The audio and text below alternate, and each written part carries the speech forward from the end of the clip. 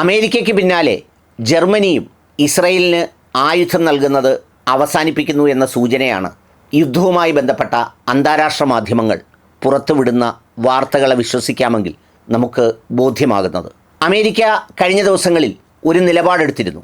ഞങ്ങൾ ആയുധം നൽകിയത് ഇസ്രയേലിനെ ഡിഫെൻഡ് ചെയ്യാൻ വേണ്ടിയാണ്. വെറുതെ ഒരു തള്ളിപ്പറച്ചിലാണ്, എല്ലാവർക്കും അറിയാം. കാരണം 30-35,000 മനുഷ്യർ, സ്ത്രീകൾ, കുഞ്ഞുങ്ങൾ, വൃദ്ധർ, ദേവാലയങ്ങൾ, ആശുപത്രികൾ ഇതെല്ലാം തകർക്കപ്പെട്ടത് കണ്ണടച്ചിരുന്ന് കാണുന്നവരായിരുന്നില്ല അമേരിക്ക, കണ്ണു തുറന്ന് നോക്കുന്നവർ തന്നെയായിരുന്നു.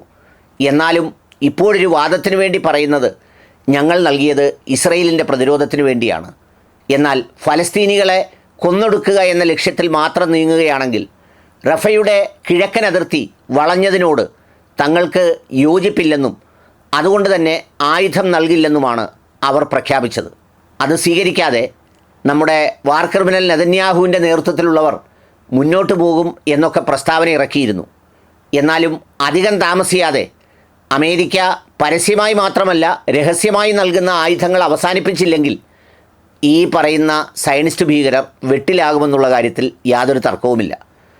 അമേരിക്ക അങ്ങനെ പറഞ്ഞപ്പോഴേക്ക് അതിൻ്റെ ചുവട് പിടിച്ച് ജർമ്മനിയും സമാനമായ സന്ദേശം പുറത്തുവിടുന്നു എന്ന് മാധ്യമങ്ങൾ പറയുന്നു. അവരും ഇനി മുതൽ ആയുധങ്ങൾ നൽകില്ല എന്നാണ് പറയുന്നത്. അവർക്കും ഇഷ്ടപ്പെട്ടില്ലത്രേ റഫയുടെ കിഴക്കൻ പ്രദേശങ്ങൾ വളഞ്ഞ് ആക്രമിക്കാനൊരുങ്ങുന്നത്. ഏതായാലും ഇത് രണ്ടും കേൾക്കുമ്പോൾ ഇതുവരെയുള്ള അനുഭവങ്ങളിൽ നല്ലൊരു കോമഡിയായി തോന്നുമെങ്കിലും സംഗതി നൽകിയില്ലെങ്കിൽ യഥാർത്ഥത്തിൽ ഇവർ പ്രതിസന്ധിയിലാവുക തന്നെ ചെയ്യും.